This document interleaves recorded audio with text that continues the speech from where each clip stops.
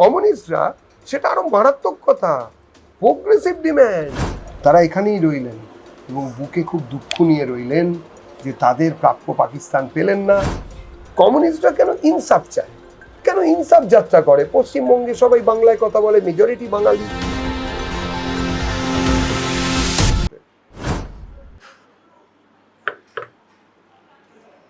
সময় বড় বলবান। দেখতে দেখতে এক একটা দিন, এক একটা মাস, বছর, এক একটা যুগ কেটে যায়। এই মুহূর্তে আমরা দাঁড়িয়ে আছি এমন একটা যুগে যেখানে অনেক কিছু উঠে আসছে অতীতের আধার থেকে। আজকের তারিখটা নিশ্চয়ই সবার মনে আছে। আজকে জুন মাসের 20 তারিখ, অর্থাৎ 20শে জুন 2026।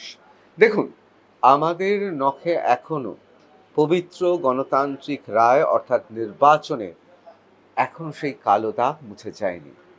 এর মধ্যে বহু পরিবর্তন হয়েছে। ভারতীয় জনতা পার্টি এই মুহূর্তে পশ্চিম বাংলার চালিকা শক্তি।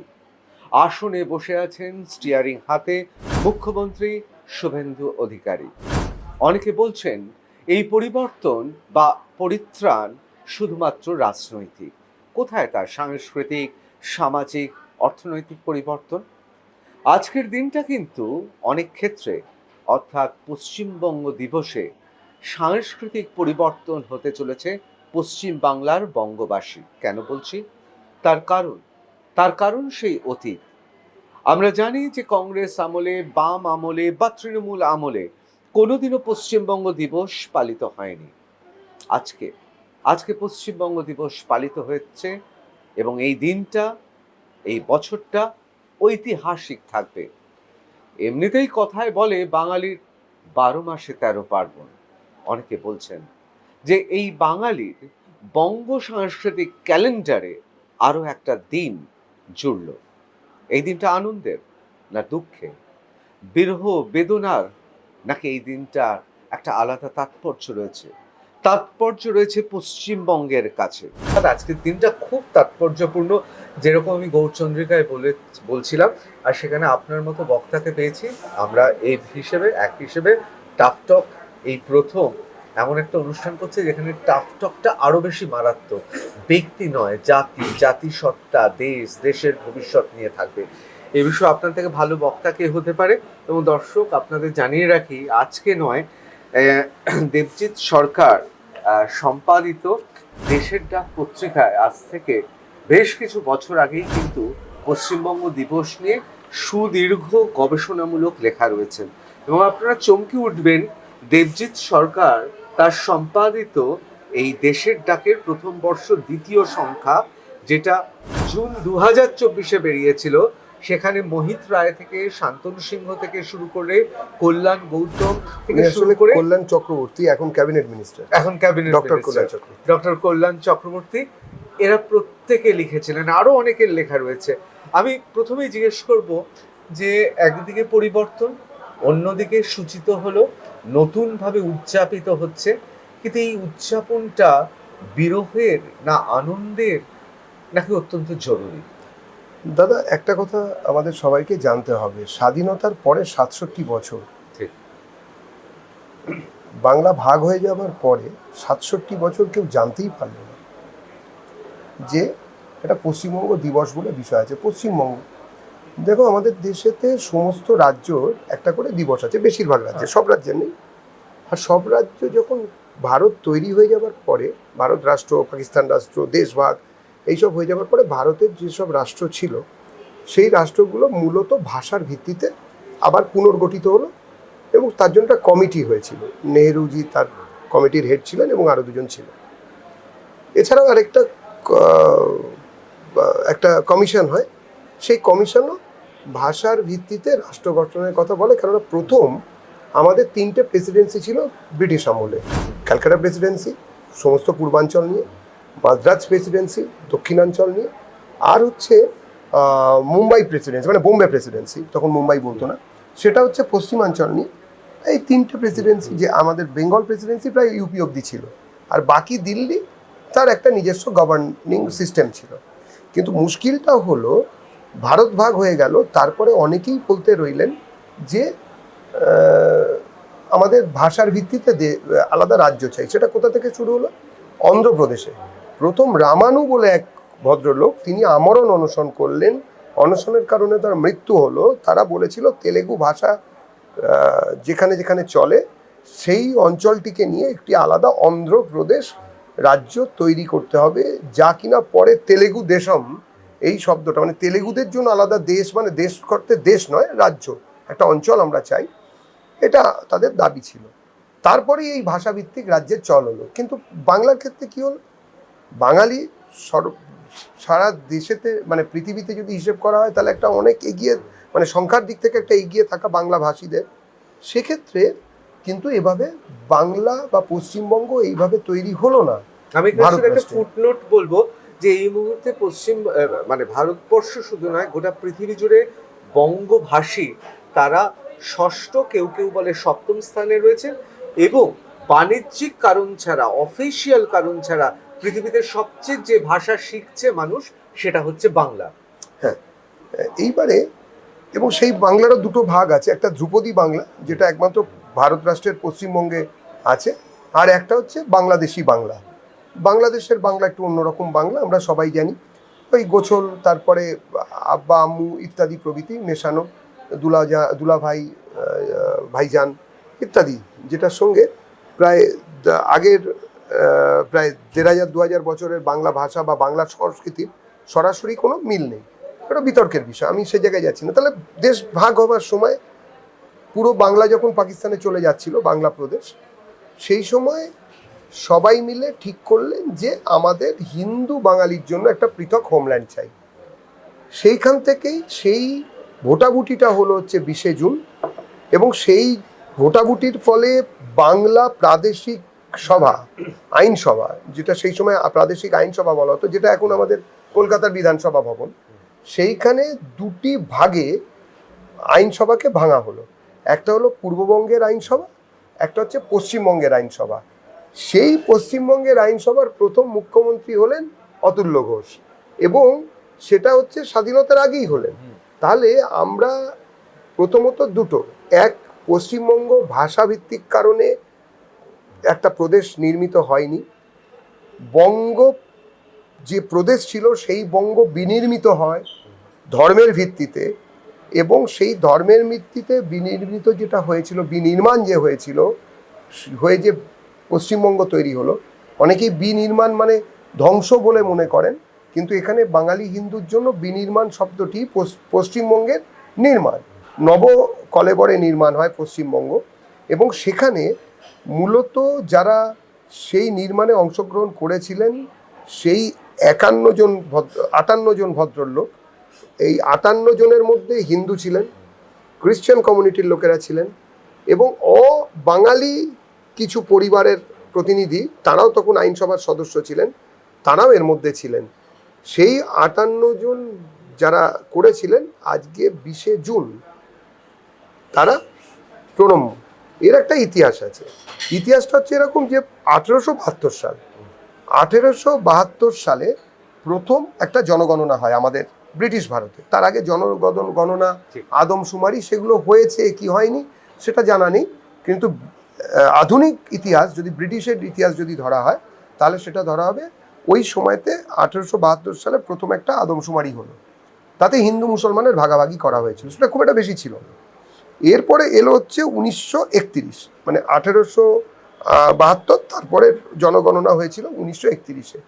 1931 অদ্ভুতভাবে হিন্দু এবং মুসলমান পশ্চিমবঙ্গে খুব কম বেশি ছিল না, 4% এদিক ওদিক ছিল, 56-44, মুসলমান 56, হিন্দু হচ্ছে 44, মোটামুটি গড়। এইবারে এইটাকে দেখিয়ে ব্রিটিশরা কমিউনাল অ্যাওয়ার্ড বিল পাস করালো। কমিউনাল অ্যাওয়ার্ড বিলটা ঠিক কীরকম ছিল? কমিউনাল অ্যাওয়ার্ড বিল ছিল যার যেখানে সংখ্যাগরিষ্ঠ সে সেখানে সিদ্ধান্ত নেবে। ভাবুন, একটা এলাকার মধ্যে শুধু সংখ্যাগরিষ্ঠতার বেসিসে যদি সিদ্ধান্ত নেওয়া হয়, তাহলে আজকে রাজাবাজারের সিদ্ধান্ত এক দল লোক নেবে, আর শ্যামবাজারের সিদ্ধান্ত আরেক দল লোক নেবে। এটা তো হতে পারে না। একটা আইনি প্রসিডিওরে একটা কমন সিদ্ধান্ত নেবার দরকার আছে। তখনও কিন্তু ওই সেকিউলার শব্দটা আমাদের ওপরে ইম্পোজড হয়নি, কেন তখন তো ব্রিটিশ ভারত, সবই ব্রিটিশার কে, আপনি সেকুলার হলেও ব্রিটিশের লোক, আপনি ঘোরতর কমিউনাল হলো আপনি ব্রিটিশের লোক। এই ফাঁক থেকে 250টি সদস্য প্রাদেশিক বাংলা প্রাদেশিক আইনসভা, এই আইনসভায় 250 জন সদস্য করা হলো, এবং তার মধ্যে বেছে বেছে মুসলমান কত হবে, ধর্মীয় মানে দলওয়ালা মুসলমান কত হবে, দল নেই এরা মুসলমান কত হবে, এরম করে করে প্রায় 190টি, মানে 250-এর মধ্যে 190টি সিট হচ্ছে মুসলমানদের। এরপরে চলে আসুন 35-এর নির্বাচন। 35-এ প্রথম নির্বাচন হলো, সেই নির্বাচনে বিভিন্ন রকম হলো। মুসলিম লীগ খুব একটা বেশি সংখ্যা পেল না, কৃষক প্রজা পার্টি ফজলুল হকের তারা ভীষণভাবে সংখ্যা পেল, কংগ্রেস কোনো জায়গা পেল না, এবং হিন্দু মহাসভা খুব যৎসামান্য আসন পেল। কিন্তু সেই সময় সারা ভারতে কংগ্রেস একটা অদ্ভুত নীতি নিয়েছিল। কংগ্রেস বলল, যেখানে আমরা একক সংখ্যাগরিষ্ঠতায় আছি সেখানেই একমাত্র আমরা সরকার তৈরি করব, বাকি জায়গায় অন্যরা করুক। কিন্তু কৃষক প্রজা দলেরও এই ক্ষমতা ছিল না একক সংখ্যাগরিষ্ঠতায় সরকার করার। এবারে কৃষক প্রজা দল মানে প্রজা পার্টির যিনি ফজলুল হক, যিনি নেতা, তিনি মুসলিম লীগের যিনি নেতা তাকে রেকর্ড ভোটে হারিয়ে তিনি জিতেছিলেন। ভেবে দেখুন পরিস্থিতি, যাকে তিনি রেকর্ড ভোটে হারালেন সেই ভদ্রলোক ফজলুল হক বারবার যেতে রইলেন প্রথমে কংগ্রেসের লোকেদের কাছে যে আপনারা আমাদের সমর্থন দিন, আমরা একটা সেকুলার মানে ধর্মনিরপেক্ষ, অন্তত এই মুসলিম লীগ যে ধর্মনিরপেক্ষ নয় সেটা পরিষ্কার তখন সারা ভারতের কাছে, সারা পৃথিবীর কাছে। তো আমরা এটা বানাতে পারি যেখানে হিন্দু মুসলমান ভালোভাবে থাকবেন, অবিভক্ত বাংলা থাকবে। 1905-এ যারা মানে বাংলা ভাগকে রুখেছিলেন মূলত তারা ছিলেন কিন্তু সামাজিক নেতা, তারা কেউ বড় ধরনের রাজনৈতিক নেতা ছিলেন না। কারা হলুদ সুতো পরিয়েছিলেন? রবীন্দ্রনাথ ঠাকুর। তিনি কোনো রাজনীতির সঙ্গে সরাসরি যুক্ত ছিলেন না। আর কংগ্রেসের সঙ্গে যুক্ত থাকা না থাকা তখন একটা কংগ্রেসের সামাজিক দল ছিল অনেকটাই বেশি রাদার দেন রাজনৈতিক দল। কিন্তু এই সময়টা খুব ক্রুশিয়াল। কংগ্রেস বলে দিল না আমরা করব না। ফজলুল হক তখন বাধ্য হলেন। তার আগে বাংলা কংগ্রেস তৈরি করে কিছুটা, অনেকেই মিথ্যাচার একটা করেন যে শ্যামাপ্রসাদ নাকি ফজলুল হকের সঙ্গে মানে মুসলিম লীগের সঙ্গে হাত মিলিয়ে একটা সরকার চালিয়েছিলেন। মিথ্যে কথা। শ্যামাবাবু বাংলা কংগ্রেসের সঙ্গে যুক্ত হয়ে বা যুক্ত করে একটা মিলিজুলি সরকার ফজলুল হকের সঙ্গে কিছুদিন চালিয়েছিলেন, যেটাকে শ্যামা হক সরকার বলা হয়। সেটা কখনোই মুসলিম লীগের সরকার ছিল না। ফজলুল হক পরে সেই সরকার পড়ে যাওয়াতে কংগ্রেসের চক্রান্তে বাধ্য হন মুসলিম লীগের সঙ্গে যোগাযোগ করতে, এবং সেই মুসলিম লীগ তারপরে ফজলুল হকের কৃষক প্রজা পার্টিকেই গিলে নেয়। ফজলুল হক বাধ্য হন মুসলিম লীগে যোগ দিতে, এবং তারপরে এখানে মুসলিম লীগের সরকার স্থাপিত হয়। সুরাবর্দী যার দায়িত্বে চলে আসেন এবং সামনে থেকে করে। তারপরেই নোয়াখালী দাঙ্গা, গ্রেট ক্যালকাটা কিলিং এগুলো হতে থাকে। এইসব হওয়ার পরে একটা জিনিস পরিষ্কার বোঝা যায় যে এখানে হিন্দুরা আর নিরাপদ নয়। তার কারণ মুসলিমরা যেভাবে জিহাদি চক্রান্তের শিকার হচ্ছেন, আপপর মুসলিম, সাধারণ মুসলিম, গ্রামীণ মুসলিম, শহুরে মুসলিম, তারা একটু একটু একটু করে আরব সাম্রাজ্যবাদের প্রতিনিধিদের কাছে আত্মসমর্পণ করছেন। ব্রিটিশ সাম্রাজ্যবাদকে হারিয়ে দিয়ে যদি আরব সাম্রাজ্যবাদ আমাদের ঘাড়ের ওপরে এসে পড়ে তাহলে তার ফল আরও মারাত্মক হতে পারে। এরকম একটা পরিস্থিতি হলো। আরও একটা মজার ঘটনা ঘটলো এই সময়, যেটা অনেকেই জানেন না। আমরা যত ইতিহাস নিয়ে পড়াশুনো করছি, নাচছি, তত জিনিসটা আরও আমাদের কাছে অদ্ভুত রকম লাগছে। তখন জন ব্যারোজ ছিলেন আমাদের এখানকার দায়িত্বে, পুলিশের দায়িত্বে। সোহরাওয়ার্দী তিনি একটা অদ্ভুত বিল পাস করিয়ে নিলেন ওনাকে দিয়ে, ঠিক গ্রেট ক্যালকাটা কিলিংয়ের পরে। বললেন যে পুলিশের লোক কম আছে, আমার 600 পুলিশ আনতে হবে, এবং এই 600 পুলিশ বাংলা প্রভিন্সে কাজ করবে, কিন্তু তারা সবাই পাঞ্জাবি মুসলমান হবে। ভাবুন, মানে এই ধরনের কমিউনাল কথা যারা এড়িয়ে যান, যারা লুকিয়ে ফেলেন, যারা মাটির তলা এতদিন লুকিয়ে রেখেছিলেন, যারা এখনো সোহরাওয়ার্দী অ্যাভিনিউ দিয়ে হাঁটাচলা করেন, তাদের তো একটা মানে তারা যে সম্প্রদায়েরই হন না কেন, তারা পূর্ব দিকে মুখ করে টিকা পড়ুন বা পশ্চিম দিকে মুখ করে সর্বময় কর্তা পৃথিবীর তাকে স্মরণ করুন, কিন্তু ব্যাপারটা তো কি ভয়ানক যে বাঙালি, যারা বাঙালি যারা ইভেন বাংলাদেশের কথা বলেন, তারা আবার মনে করাই বাঙালিকে শায়েস্তা করার জন্য সোহরাওয়ার্দী ব্যারোজের সঙ্গে কথা বলে পাঞ্জাব প্রদেশ থেকে পাঞ্জাবি মুসলমান 600-কে আনছেন। আচ্ছা, আনা হলো, এবং এরা কারা? এরা সবাই হচ্ছে এক্স আর্মি ম্যান।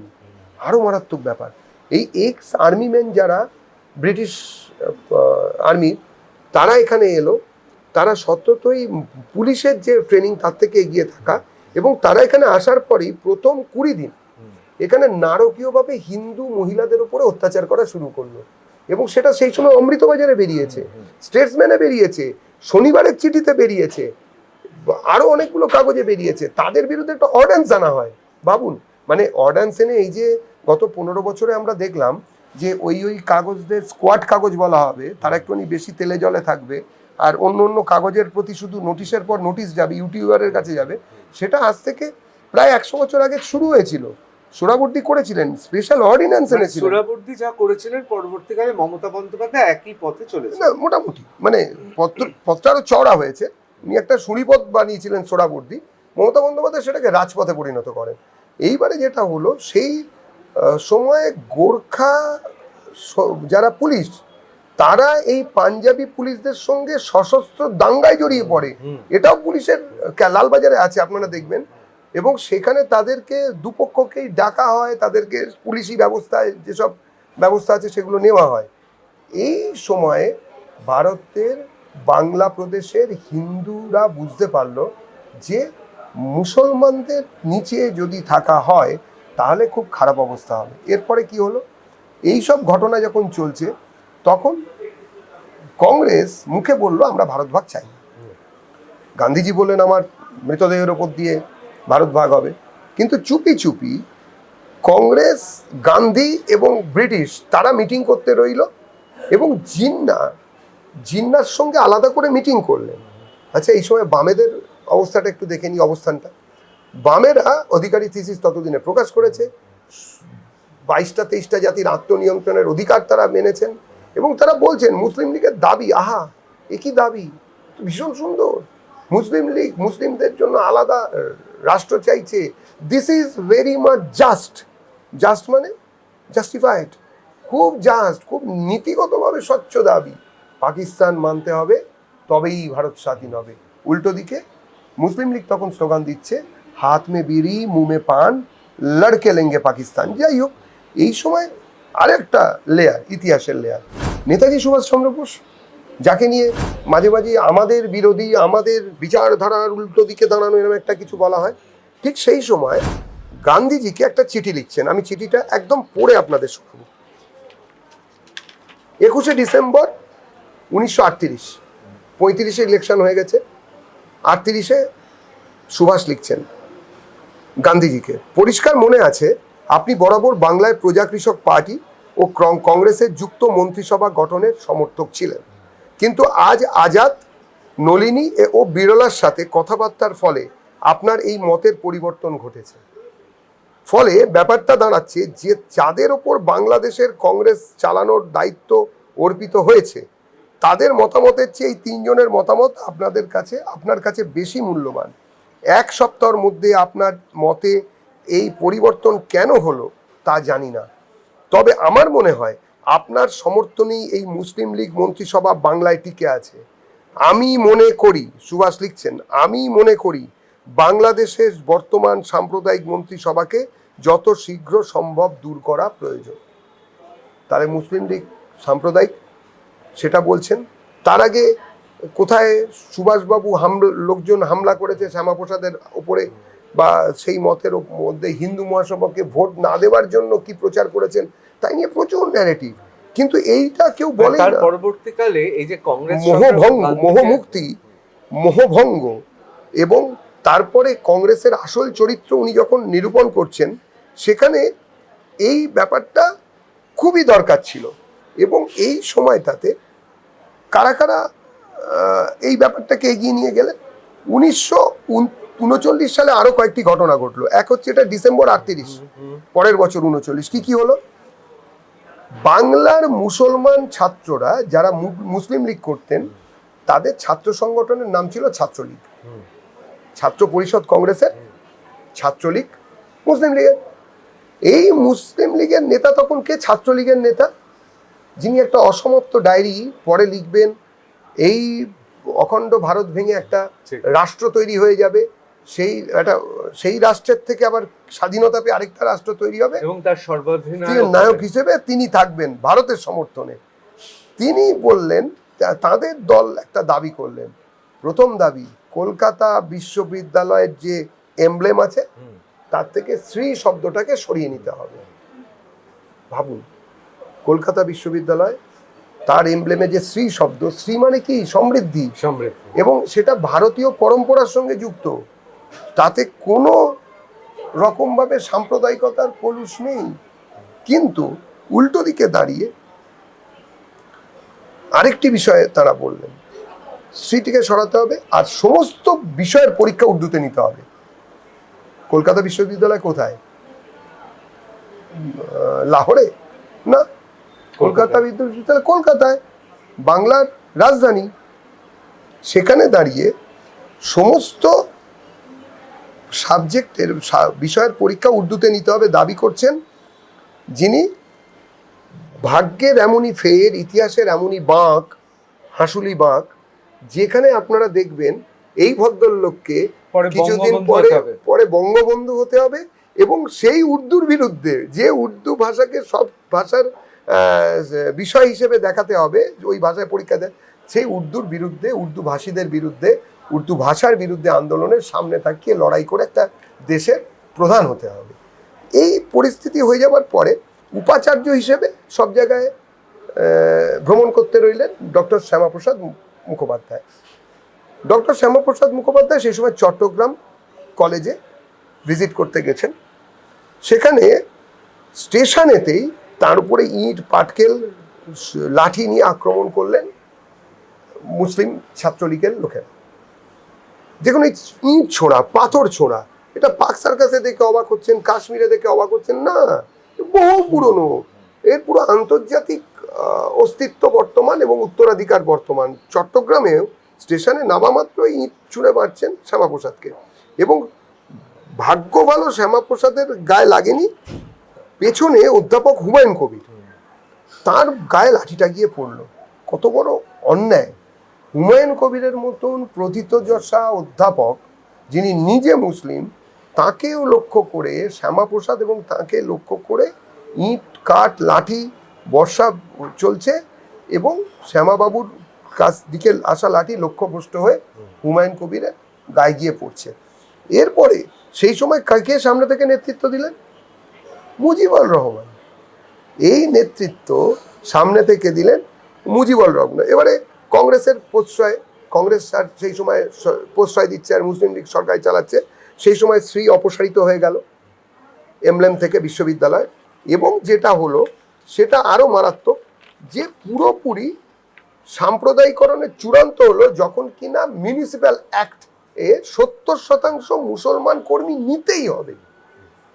এই আইন যখন পাস হয়ে গেল, ক্যালকাটা মিউনিসিপ্যাল বিল আর সেকেন্ডারি এডুকেশনাল বিল, এই দুটো পশ্চিমবঙ্গের যে অসাম্প্রদায়িক ফ্যাব্রিক, তার কফিনে শেষ দুটো পেরেক পুঁতে দিল।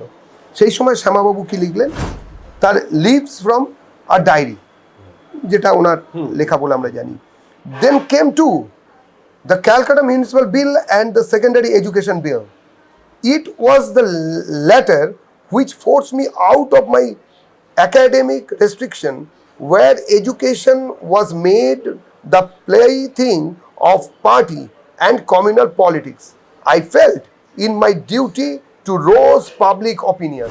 এই ঘটনা 29-এর আগে অবধি শ্যামাবাবু রাস্তায় নামেননি। তিনি তখন শুধুমাত্র অবজার্ভ করছেন, সব কিছু বলছেন, তিনি বুঝতে পারছেন। এরপরেই 1940 আনুষ্ঠানিকভাবে মুসলিম লীগ আলাদা রাষ্ট্রের দাবি করলো। এরপরে তো আর বসে থাকা যায় না। এরপরেই মুসলমান লীগ পরিষ্কার 1940-এ কি বললেন? বললেন মুসলিম একটি আলাদা জাতি। ভারতে প্রথম ব্যক্তি যেদিন মুসলমান ধর্ম গ্রহণ করেছিলেন, সেদিন থেকেই ভারতে তার অধিকার সুপ্রতিষ্ঠিত হয়েছে, এবং ভাই ভাগ করে দাও, অনেক হয়েছে। এবং মজার কথা, ডাইরেক্ট অ্যাকশন ব্রিটিশের বিরুদ্ধে নয়, যে ব্রিটিশের প্রধানত আমরা সবাই রয়েছি হিন্দু এবং মুসলমান, ডাইরেক্ট অ্যাকশন কার বিরুদ্ধে করতে হবে, গুন্ডামিটা কার বিরুদ্ধে করতে হবে? নিরীহ হিন্দুগুলোর ওপরে। এবং সেইটা আরম্ভ হয়ে গেল।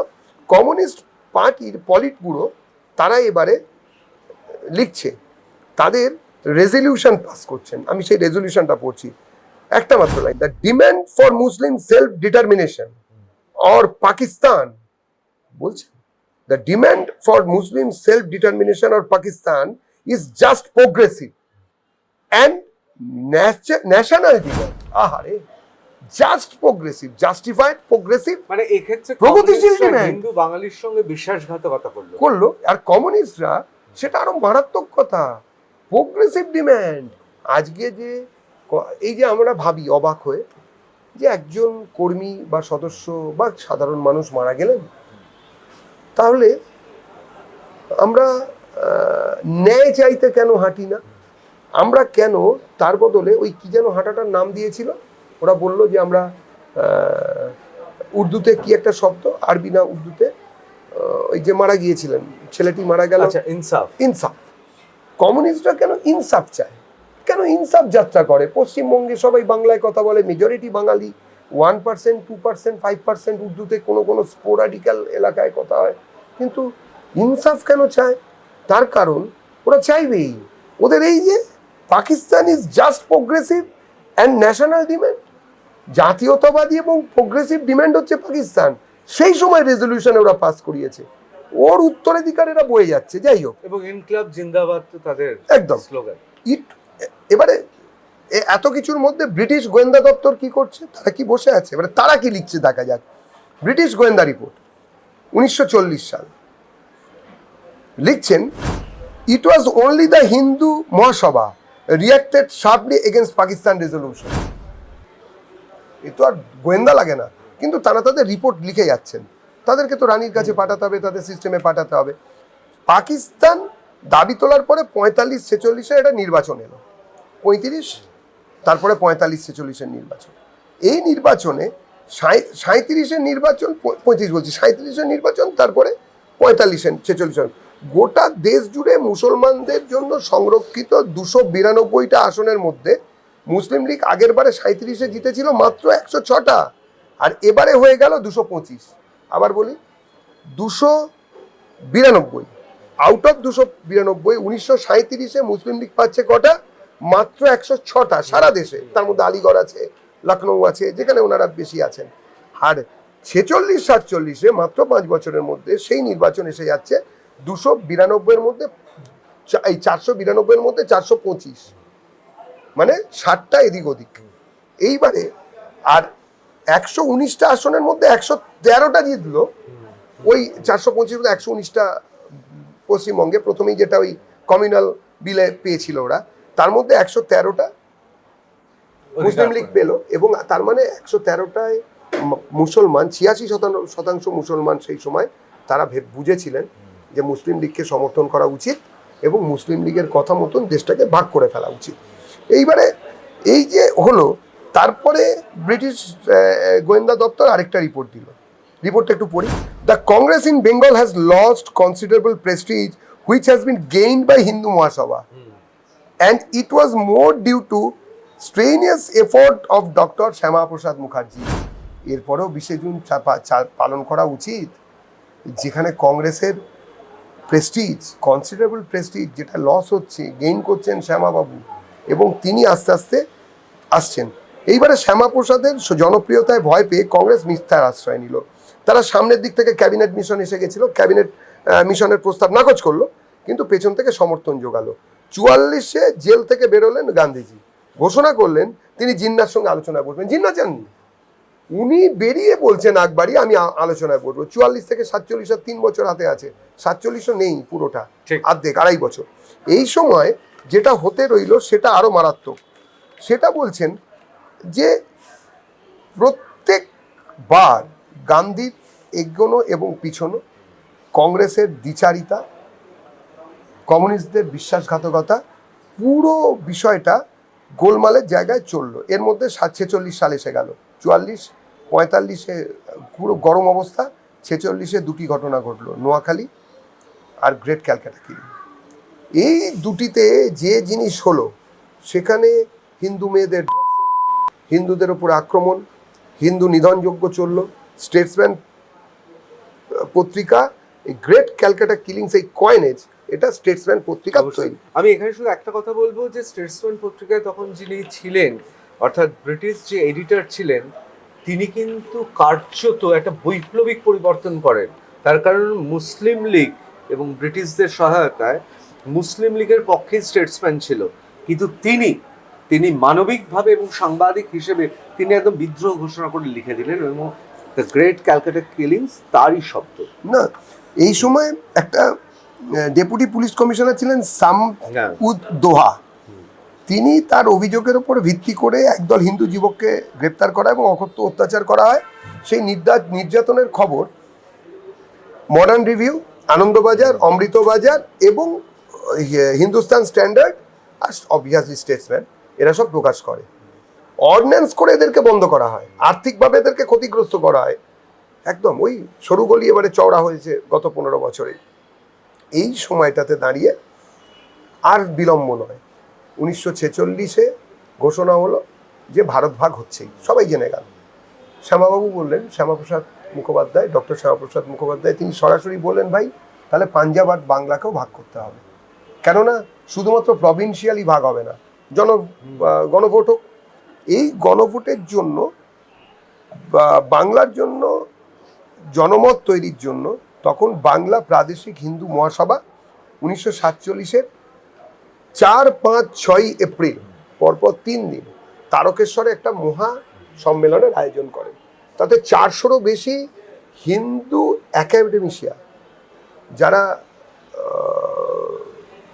বুদ্ধিজীবী, তখন অবশ্য সিনেমায় মুখ দেখিয়ে দুটো ছড়া বলে দিলে বুদ্ধিজীবী বলা হতো না। হ্যাঁ, তুলিতে একটা আঁচড় কেটে দিলাম এবং সেই আঁচড়ের কোটি কোটি টাকায় চিটফান্ডে কেনা বেচা হচ্ছে টাকা, কালো টাকা সাদা করার জন্য, তাকে বুদ্ধিজীবী বলা হতো না। হ্যাঁ, তোমার হৃদয়ের গাধা আমার হৃদয়ের ল্যাম্পপোস্টে নারকেল দড়ি দিয়ে বাঁধা, এরম কবিতার জন্য কেউ কাউকে বুদ্ধিজীবী আখ্যা দিতেন না। যাই হোক, তখনকার বুদ্ধিজীবী কে কে ছিলেন তার নাম পরে বলছি, গায়ের লোম খাড়া হয়ে যাবে, কাঁটা দেবে যে কারা ছিলেন আর কারা এসেছেন, আমি নিজের দিকেও আঙুল রাখছি। তো মুশকিলটা হচ্ছে যে সেই বৈঠক হলো, বৈঠক ওপেন করলেন 4 তারিখে নির্মল কুমার চট্টোপাধ্যায়। নির্মল কুমার চট্টোপাধ্যায় তিনি তার স্বনামে পরিচিত, হিন্দু মহাসভার তিনি নেতা, কিন্তু তারপরেও তার একটা পরিচিতি আসে, তিনি পরবর্তীকালে সিপিআই এর নেতা, সাংসদ, আমাদের স্পিকারও হয়েছিলেন লোকসভার, সোমনাথ চট্টোপাধ্যায়ের বাবা। তো তিনি বলছেন, তিনি 1905 থেকে পুরো ঘটনাকে পর্যবেক্ষণ করতে রইলেন, বলতে রইলেন, এবং সেদিন সমস্ত বাঙালি হিন্দু জাতীয়তাবাদের স্বার্থে কি কি করা উচিত তিনি বললেন। এই দিন কিন্তু শ্যামাপ্রসাদ বাবু ওখানে ছিলেন না। কেন? সেদিন বাংলা কংগ্রেসের বিশেষ অধিবেশন ছিল, সেই অধিবেশন নিয়ে শ্যামাপ্রসাদ বাবু ব্যস্ত ছিলেন। সেই অধিবেশনে কি হয়েছিল সেটা একটু পরে বলছি। শ্যামাপ্রসাদ বাবুর থাকার ফল, 5 তারিখে শ্যামাপ্রসাদ বাবু অধিবেশনে এলেন। 5ই এপ্রিল শ্যামাপ্রসাদ বাবু তার অসাধারণ বাগ্মিতা, তিনি এই 400-র ওপর বুদ্ধিজীবীকে কনভিন্স করলেন, এবং তিনি যা যা বললেন সেই তার পরের দিন মানে 6 তারিখে সনত কুমার রায়চৌধুরী আর সূর্য কুমার সেন, এনাদের নাম এখন আর স্মরণ হয় না, কিন্তু এরা শ্যামাবাবুর বাংলা বিভাজনের পক্ষে যে যুক্তি, তার সপক্ষে দাঁড়িয়ে বাংলা বিভাজনের পক্ষে প্রস্তাব রাখলেন। 450 লোকের মধ্যে একজনও তার বিরোধিতা করেনি, সবাই মিলে টেবিল চাপড়ে হুল্লোড় করে সেটাকে সমর্থন করা, সর্বসম্মতি, মানে অ্যাবসলিউট সর্বসম্মতি। একজনও মনে করেননি সেই সময় যারা ছিলেন যে সেখানে এরকম হবে। এই জায়গাটাতে দাঁড়িয়ে সেই দিন আরেকটা সিদ্ধান্ত নেওয়া হয় যে জুন মাসের মধ্যে 1 লক্ষ স্বেচ্ছাসেবককে ঘরে ঘরে গিয়ে এই জিনিস বোঝানোর জন্য তৈরি করা হবে। সাধারণ হিন্দু বাঙালি তারা বুঝতে পারে যে তারা একটা অস্তিত্বের সংকটের জায়গায় আসছে, একদম, এবং ভবিষ্যৎ অন্ধকার হয়ে যাবে। এই যে তারকেশ্বরের যে সম্মেলন হলো, তার একটা সলতে পাকানোর গল্প আছে। 15ই মার্চ কলকাতাতে শ্যামাপ্রসাদ বাবু একটি ছোট সম্মেলনের আয়োজন করেন। সেখানে কে কে ছিলেন নামগুলো এবারে বলি। রমেশচন্দ্র মজুমদার, সুনীতি চট্টোপাধ্যায়, পণ্ডিত রমাশঙ্কর ত্রিবেদী, ডক্টর মাখনলাল রায়চৌধুরী, মানে স্বনামধন্য ব্যক্তিত্ব। এবং তারা সবাই শ্যামাবাবুর বক্তব্য শোনার পরে সুনীতি চট্টরাজ তার বক্তব্যকে, প্রথম বক্তা শ্যামাপ্রসাদ বাবু মুখোপাধ্যায়, দ্বিতীয় বক্তা হচ্ছেন সুনীতি চট্টরাজ, ইনি সমর্থন জানিয়ে বক্তব্য রাখলেন এবং পুরোপুরি জিনিসটা তৈরি হয়ে গেল যে এবারে তারকেশ্বরে যেতে হবে। কিন্তু এইসব চলতে চলতে মানুষ তো জুন মাসে সব ঘরে ঘরে 1 লক্ষের উপর কার্যকর্তা বিভিন্ন জায়গায় যাচ্ছেন। কাদের কাছে যাচ্ছেন? রাজনৈতিক ব্যক্তিত্ব, সংবাদ মাধ্যম, বিজনেস হাউস, হাইকোর্টের জুরি, সবার কাছে যাচ্ছেন। এরও ফল আছে। দৈনিক বসুমতী পত্রিকায় অধ্যাপক হেমন্ত কুমার সরকার পরপর এবারে নিবন্ধ লিখতে শুরু করলেন। বাংলা ভাগের প্রয়োজনীয়তা কি। বিখ্যাত বাংলা সাপ্তাহিক প্রবাসী বাংলা, তাতে লেখা হলো 2 সম্প্রদায়ের মিলনের আশা অতি ক্ষীণ, প্রায় নাই বলিলেই চলে।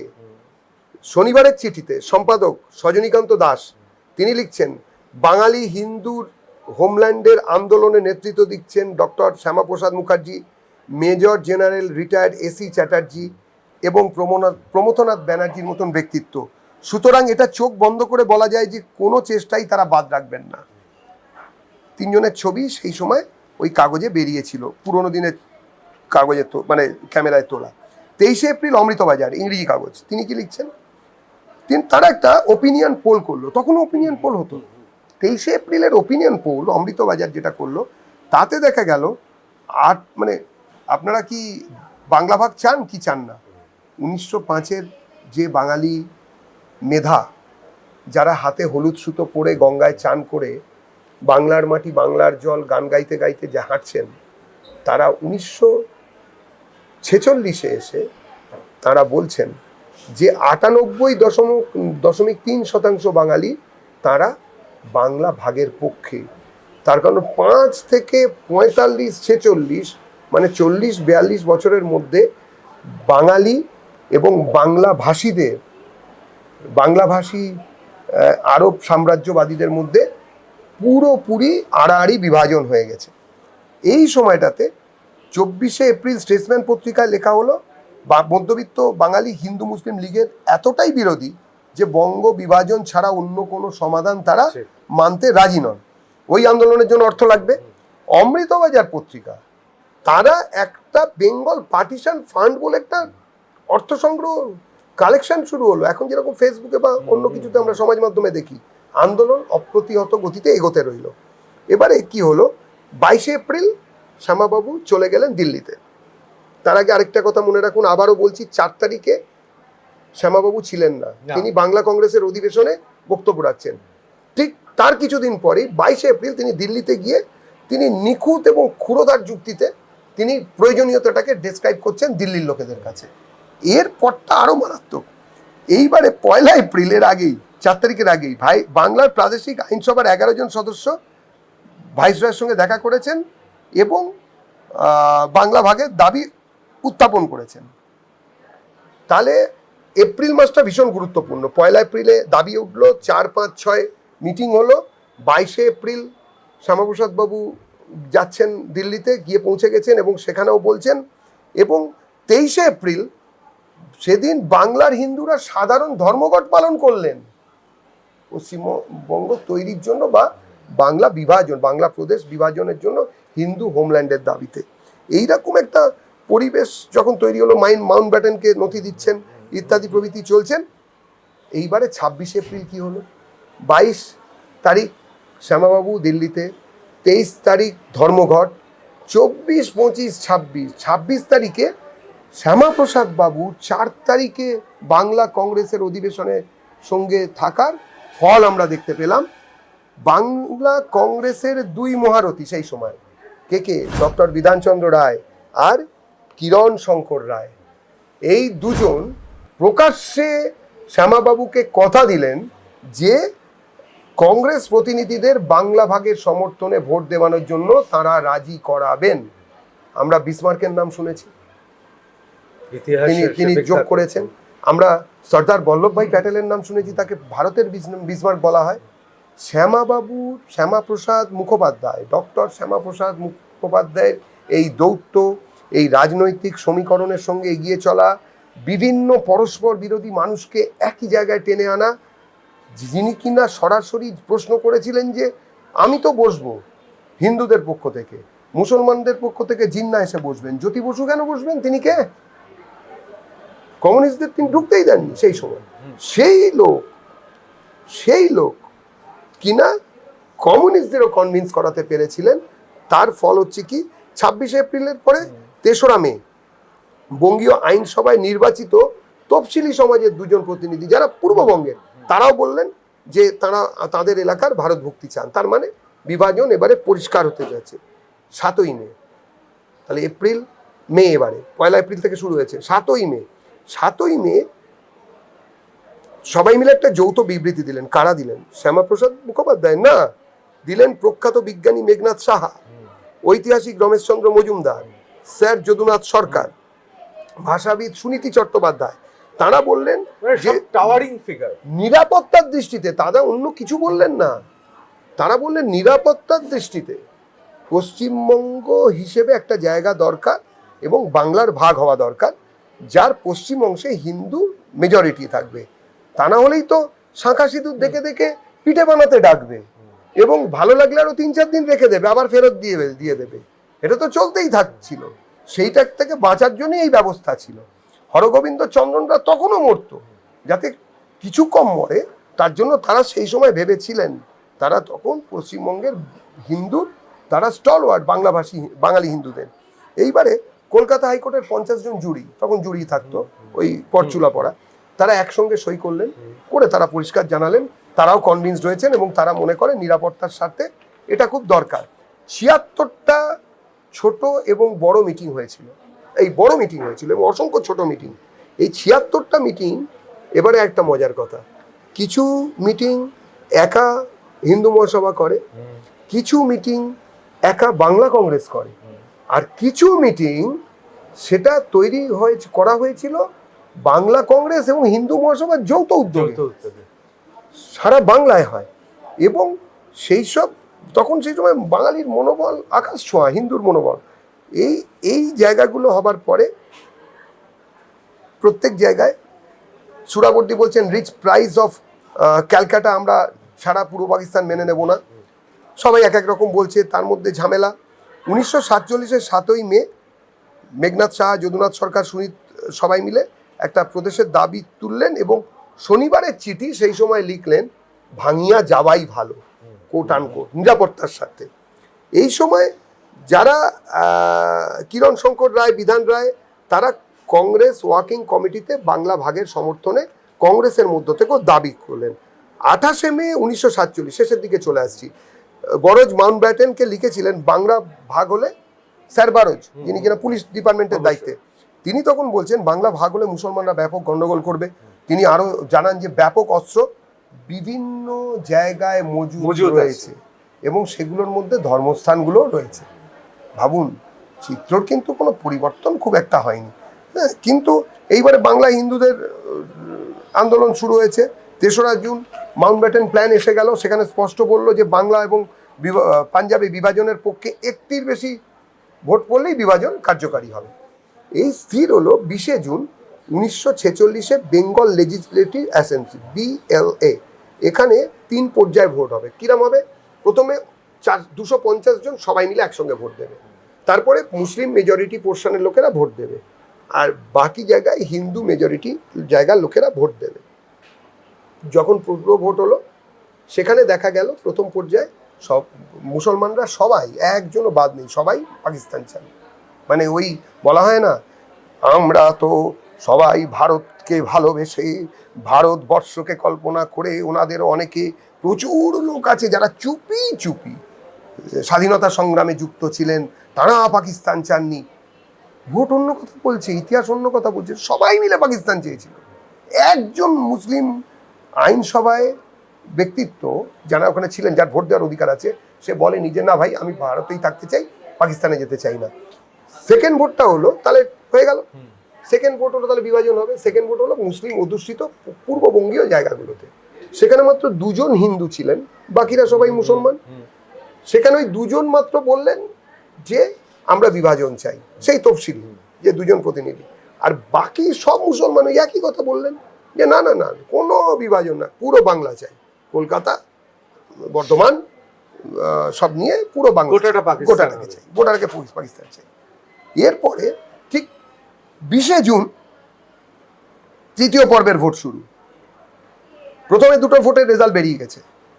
ততদিনে হিন্দু যারা এখানের এই পশ্চিম অংশ যেখানে হিন্দু মেজরিটি, সেখানকার আইনসভায় যারা রয়েছেন প্রতিনিধি হিন্দুরা, তারা ঠিক করে ফেলেছেন, মুসলমানরাও ঠিক করে ফেলেছেন। তারা এবারে ভোটদান শুরু, প্রায় 3 ঘন্টা ভোট দেওয়া চলে। 3 ঘন্টার মধ্যে 58-21 ভোটে স্থির হয় বাংলা মানে বেঙ্গল লেজিসলেটিভ অ্যাসেম্বলি ভেঙে ইস্ট বেঙ্গল লেজিসলেটিভ অ্যাসেম্বলি আলাদা হয়ে যাবে ওই অংশগুলো নিয়ে, এবং ওয়েস্ট বেঙ্গল লেজিসলেটিভ অ্যাসেম্বলি তৈরি হবে। এইভাবে সুরাবর্দীদের স্বপ্নকে ধূলিসাৎ করে মুসলিম লীগের বজ্জাতি, গুন্ডামি এবং ধর্ষকামিতা, তার সঙ্গে ব্রিটিশ সাম্রাজ্যবাদ এবং আরব সাম্রাজ্যবাদকে একভাবে যুগপৎ পরাজিত করে জন্ম নিল স্বতন্ত্র প্রদেশ, যার নাম পশ্চিমবঙ্গ। কোনো ভাষাগত কারণে নয়, শুধুমাত্র একটাই কারণ, দুর্গাপুজো করব, কালী পুজো করবো, ভাইফোঁটা দেব, রাখি বাঁধবো, গোপাষ্টমী পালন করব, করম পুজো করব ইত্যাদি। এবং এইগুলোর জন্য আমার এখানে একটা শুধু প্রশ্ন আছে। আমরা 1949 সালে একটা চিঠি দেখতে পাই, সেখানে জওহরলাল নেহেরু তিনি বাবা সাহেব আম্বেদকর, ডক্টর বি.আর. আম্বেদকরকে একটা চিঠি লিখছেন। তিনি বলছেন যেহেতু পশ্চিমবাংলা নামটা কেন থাকবে, বেঙ্গল নামটা দেওয়া উচিত, কারণ ভারতবর্ষের মধ্যে এই বেঙ্গল অংশ আছে। তাহলে কি কোথাও সজ্ঞানে তিনি এই ওয়েস্ট বেঙ্গল বা পশ্চিমবঙ্গের অস্তিত্বকে অস্বীকার করতে চাইছেন? না, চেয়েছেন। এবারে আরেকটু না বললে আপনার এই প্রশ্নের সঙ্গে এক হওয়া যাবে না। এই যে ভোটাভুটি হলো, 21 জন কোন দিকে ভোট দিলেন? পাকিস্তানের দিকে। 58 জন হিন্দু প্রতিনিধি সবাই বললেন হিন্দু পশ্চিমবঙ্গ চাই, যার মধ্যে জ্যোতি বসু এবং রতনলাল ব্রাহ্মণ আছেন। একজন খুব তরুণ এখনকার দিনের সিপিএম এর নেতা, তিনি দেখলাম খুব বললেন টললেন, এক জায়গায় তিনিও বলছিলেন এরকম লাইভ বা এরকম কোনো জায়গায় ভিডিওর মাধ্যমে যে ওসব বাজে কথা, জ্যোতি বসু সমর্থন করেছিলেন কিন্তু না, ভোট দেননি। কিন্তু হিসাব তো অন্য কথা বলে। এবারের কথা হচ্ছে যে এইখানে যে 21 জন ভোট দিলেন না, মানে যারা পাকিস্তান চাইলেন, তারা কি রেগে মেগে পাকিস্তানে চলে গেলেন? আমি আবার বলি প্রশ্নটা ভালো করে বুঝুন। পশ্চিমবঙ্গ হলো 58 জন ভোট দিলেন পশ্চিমবঙ্গের পক্ষে, 21 জন মুসলমান যারা ছিলেন ওই আইনসভায়, যারা ভোট দেওয়ার সেই মুহূর্তে অধিকার ছিল, তারা ভোট দিলেন না। তারা যে ভোট দিলেন না, তারা কি রেগে মেগে বললেন যে যখন হলোই না, হিন্দু হোমল্যান্ড হলো, আমরা তাহলে পশ্চিমবঙ্গ ছেড়ে পূর্ব পাকিস্তানে চলে যাই বা পূর্ববঙ্গে চলে যাই? না না, তারা এখানেই রইলেন এবং বুকে খুব দুঃখ নিয়ে রইলেন যে তাদের প্রাপ্য পাকিস্তান পেলেন না। পোকায় কাটা এই পাকিস্তান ছাড়া মত ইটেন, পোকায় কাটা এই পাকিস্তান তারা চান না। তারা কিন্তু সেই স্বপ্নকে বাস্তবায়িত করার জন্যই রয়ে গেলেন। কারা কারা রইলেন? মুসলিম লীগ প্রার্থী আবুল হাসেম, তিলজলার বাসিন্দা হুসেন আরা বেগম, বাটানগরের ইদ্রিস আলী মোল্লা, 24 হাওড়া মোহাম্মদ ইদ্রিস মুসলিম লীগ, মোহাম্মদ কামরুদ্দিন ব্যারাকপুর পৌরসভা। এরা কি চলে গেলেন? কেউ জানেন।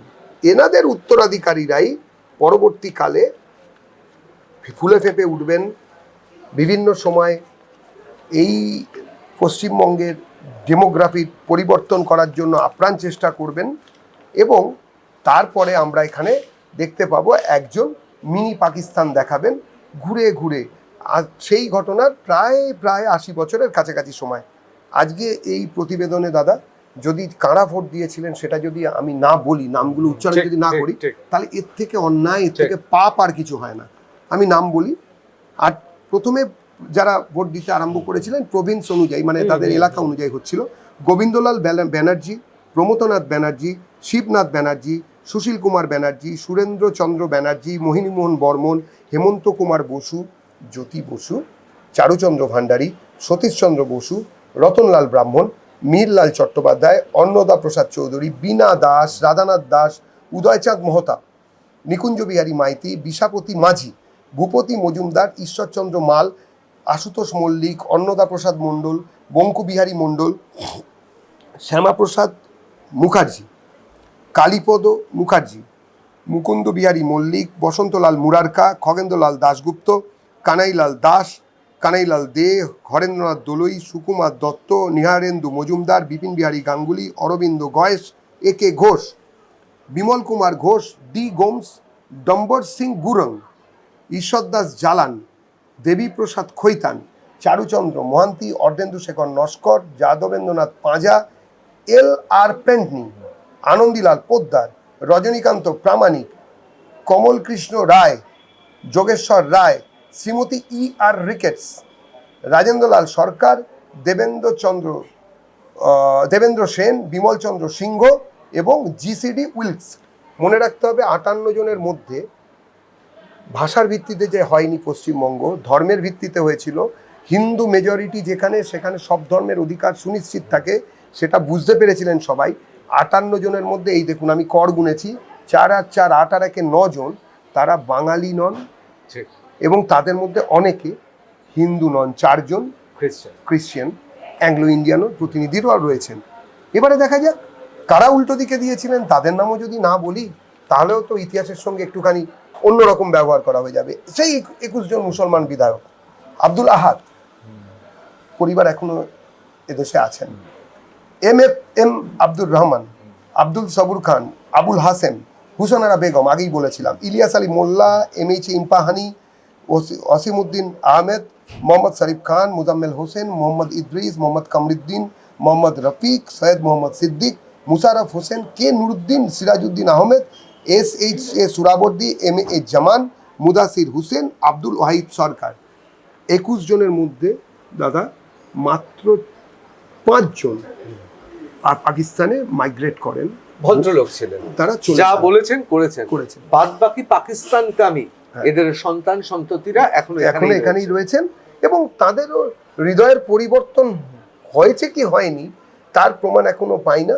সেই জন্য বন্দে জনগণ মন যদি গাওয়া হয়, তাহলে মুসলমান অধ্যুষিত কোনো জায়গাতে এখনো এই কিছুদিন আগে অবধি স্বাধীন ভারতেও মুসলিম একজন শিক্ষককে অত্যাচারিত হতে হয়।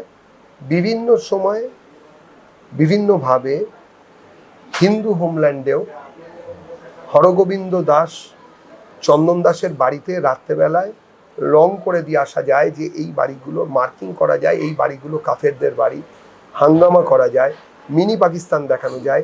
এখানে দাঁড়িয়ে বলতে পারতেন আগের সরকারের যিনি স্বাস্থ্যমন্ত্রী সিদ্দিকুল্লাহ চৌধুরী, হাম দো হামারা দো, সেটা শুধু হিন্দুদের জন্য হওয়া উচিত, মুসলিমদের জন্য হাম দো হামারা ছে হওয়া উচিত। আরেকজন ক্যাবিনেট মিনিস্টার, তিনি কলকাতার মেয়রও বটেন, তিনি বলতে পারেন যে সব জায়গাতে ওই যারা জন্মেছে কাফের হিসেবে তারা খুবই কপাল খারাপ, মুসলমান হয়ে জন্ম নেয় তাদের এবং তারা এখনো বহাল তবিয়তে রয়েছে। না, আরো একটা কথা শেষ, গত 3 বছর 4 বছর 5 বছর 6 বছরে যদি কলকাতা কর্পোরেশনের নিয়োগ দেখেন, তাহলে হুবহু কলকাতা কর্পোরেশন বিলের প্রতিফলন দেখতে পাবেন। এক অদ্ভুত ব্যাপার, তলে তলে এখনো পর্যন্ত সেই জিনিস চলছে। সেখান থেকে তাহলে একটা প্রশ্ন উঠবে যে তাহলে এতদিন ধরে আমরা কেন আলোচনা করিনি, আমরা কেন এতদিন ধরে কিসে আমরা আটকে গেছিলাম যে আমরা আলোচনা করিনি। আরে আলোচনা এই 67 বছর ধরে যদি কংগ্রেস আর কমিউনিস্টরা আলোচনা করতো, তাহলেই তো শ্যামাপ্রসাদ মুখোপাধ্যায় 1 এপ্রিল 1947, 4-5-6 1947, তারকেশ্বর, যেখানে এই দিনেতে 2026-এ আসবেন 20শে জুন পালন করার জন্য যশস্বী প্রধানমন্ত্রী শ্রী নরেন্দ্র দাস দামোদর দাস মোদী এবং আমাদের সম্মাননীয় মুখ্যমন্ত্রী শ্রী শুভেন্দু অধিকারী, তারা দুজনে আসবেন, দুজনে একসঙ্গে তারা সেই দিন পালন করবেন। সারা রাজ্যের জেলায় জেলায়, ব্লকে ব্লকে, জায়গায় জায়গায় এই নিয়ে উত্থাপন হবে। কিন্তু সব জায়গাতেই তো শ্যামাপ্রসাদ এসে যাচ্ছেন। শ্যামাপ্রসাদকে একদিন ট্রাম চাপা দিয়েছিল কংগ্রেস এবং কমিউনিস্টরা, আর 20শে জুন পশ্চিমবঙ্গ দিবসকে ধামাচাপা দিয়েছিল ঐতিহাসিকভাবে এই কংগ্রেস আর কমিউনিস্টরা, যার থেকে নতুন বাঙালি সমাজ যারা বেঁচে আছে, বাঙালি হিসেবে বেঁচে আছে, কাকাতুয়ার মধ্যে একজোড়া কাকাতুয়া যদি আপনি কিনে একজনকে গুড মর্নিং বলানো শেখান, আরেকজনকে রাধেকৃষ্ণ বলানো শেখান, যেমন গুড মর্নিং বলা কাকাতুয়া ব্রিটিশ হয়ে যায় না, রাধেকৃষ্ণ বলা কাকাতুয়া যেরকম বাঙালি হয়ে যায় না, সেরকম বাংলায় কথা বললেই বাঙালি হওয়া যায় না। বাঙালি সংস্কৃতি, বাংলা সংস্কৃতিকে যদি ধারণ করা যায়, যে মানুষ নিজের ছেলেমেয়ের নাম বাংলায় রাখতে পারবেন না, তিনি আর যাই হন, তিনি বাঙালি নন এবং পশ্চিমবঙ্গের হিন্দু হোমল্যান্ডের উত্তরাধিকারী, তার বহন করার কোনো অধিকার নেই, কোনো অধিকার নেই। আমি অসংখ্য ধন্যবাদ জানাবো সবিস্তারে বলার জন্য। আপনাদের যদি মনে হয় যে কোনো জায়গায় কোনো ঐতিহাসিক বা কোনো সূত্রে আপনারা মনে করছেন ত্রুটি আছেন, অবশ্যই কমেন্ট বক্সে লিখবেন। তার কারণ আমরা বিশদে আলোচনা করেছি, কারণ অনেক গুজব ঘুরে বেড়াচ্ছে। আমি 4টে প্রশ্ন করব, খুব গুরুত্বপূর্ণ এই সময় দাঁড়িয়ে। প্রথমে আমি সত্যি আমি নিজেকে ধিক্কার জানাচ্ছি, একেবারে ছোটবেলা থেকে পিএইচডি পর্যন্ত কোথাও কোনোদিনও বাংলার এই আসল ইতিহাসটা আমরা পড়িনি। এর জন্য অবশ্যই ধন্যবাদ জানাবো যে 34 বছরের বাম শাসন, তার পরে 15 বছরের তৃণমূল শাসন, তার আগে কংগ্রেসের শাসনকে। আমি যে কথা বলছিলাম যে 1949 সালে একটি চিঠিতে বাবা সাহেব আম্বেদকর, ডক্টর বি.আর. আম্বেদকরকে চিঠি লিখছেন নেহেরু যে ওয়েস্ট বেঙ্গলকে যেহেতু আর কোনো বাংলার অংশ নেই, বেঙ্গল করে দেওয়া যেতে পারে। পরবর্তীকালে আমরা দেখেছি বামেরাই একই দাবি করেছেন, আমরা দেখেছি বারবার এই দাবি হয়েছে। আমি নিজে সেই সময় বিধানসভায় উপস্থিত ছিলাম, তখন মুখ্যমন্ত্রী ছিলেন বুদ্ধদেব ভট্টাচার্য। আবার পরবর্তীকালে আমি দেখেছি বিধানসভাতে, সেখানেও আবার গৃহীত হয়েছে পশ্চিমবাংলাকে বাংলা করে দেওয়া। তৃণমূল সিপিএম, তৃণমূল আর কংগ্রেস, জওহরলাল নেহরু কংগ্রেসও যা চেয়েছে, সিপিএমও তাই চেয়েছে এবং তৃণমূল কংগ্রেসও তাই চেয়েছে। কোথাও কি মনে হচ্ছে এর মধ্যে কোথাও এই ওয়েস্ট বেঙ্গল নামটা আসলে পাল্টে দেওয়ার পেছনে একটা রাজনীতি আছে? এটা একদমই একটি রাজনৈতিক চক্রান্ত। কেন বলি? যুক্তি ছিল এটা যে বি দিয়ে যদি বেঙ্গল করে দেওয়া হয় তাহলে ওয়েস্ট ডাব্লিউ দিয়ে শুরু, তাহলে ওটা সবার শেষে চলে যায়, ওনারা নাকি বলতে টলতে পারেন না যখন রাজ্যদের সম্মেলন হয়। এটা এরকম হয় না, কেননা সিকোয়েন্স চেঞ্জ হয়, কখনো এক থেকে ডাকা হয় শেষ অবধি, কখনো নিচ থেকে উপরে ওঠা হয়। এক নম্বর। 2 নম্বর, তাই যদি হবে, বোম্বাই মুম্বাই হয়েছে, মাদ্রাস চেন্নাই হয়েছে, পশ্চিমবঙ্গ যদি পি দিয়ে লেখা যদি শুরু হতো তাহলে অনেক আগে উঠে আসবে। অ্যালফাবেট ইংলিশ অ্যালফাবেটিক্যালি আমি যদি করি তাহলে পশ্চিমবঙ্গ বাংলাতেই হতো।